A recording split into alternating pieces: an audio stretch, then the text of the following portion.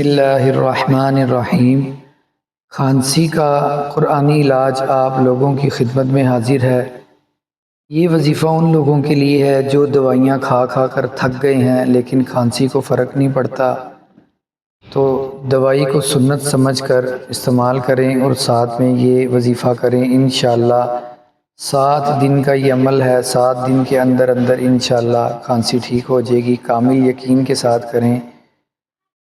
अव्वल आखिर 1 मरतबा दुरूद इब्राहीम और 41 मरतबा सूरत अलम नशरह पानी पर दम करके रोज़ाना पिलाया जाए मरीज़ को, तो इंशाअल्लाह शिफा मिलेगी। बहुत ही मुजर्रब अमल है, इससे फ़ायदा उठाइए।